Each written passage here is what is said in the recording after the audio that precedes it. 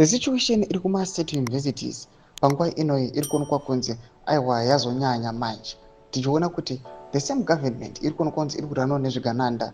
Vanhu vari kuonekwa kunzi vanhu vane mariches ende vanhu vakazviita aiwa they have enriched themselves.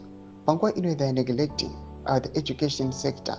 Patiri kuona kuti malecturers vanozikanwa kuti ndo vanonyatsokupa vana knowledge nemaskills vari kuunderpayiwa. Sanapinda mashoko atiri kuona kuti malecturers panguva inoyi vari kujamuka ende havasi kuzvigamuchira. Ndokuti subscribe like on the bell like topinda panapa mu8 University of Zimbabwe vamudanyora vachiti academic malpractice, a crisis of conscience, the cumulative effect of no lecturers, no supervision and no proper examinations have created an academic environment devoid of rigor and accountability.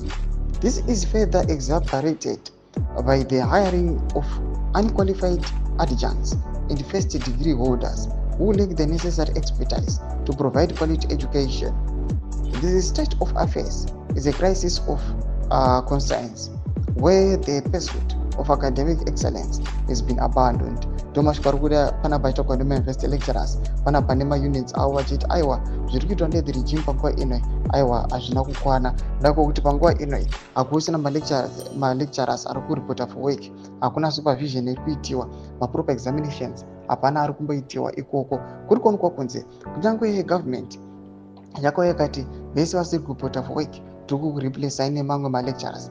Panguva ino kuchionekwa kunze vanogona kutsvaka maunqualified adjuncts pamwe chete nemamwe mafirst degree holders kuti vangoya vachingodzidzisa vanhu. Kuchionekwa kunze those guys havana maskills, havana that expertise yekuti vangauya vakanecha nekudzidzisa mastudents vakanyatsokuwana information chaiyo chaiyo. Panguva inoyi tiri kuona kuti the regime it has been fired. Ichionekwa kunze zvavari kuita varifanira kuresolve this issue aiwa immediately. Even our government, even the president must see kuti aiwa the future of our country iriko kuma-youths. Navo vari kuuya vachiita kuti ma-youths acquire ma-skills ne-education yavanofanira kunge vachiacquire kuti nyika igoprogressa ende mberi. Pinda kuma-section medu mufungiro enyu muri kudii pamusoro pechitiko ichi. So subscribe or like, chot on the bell icon.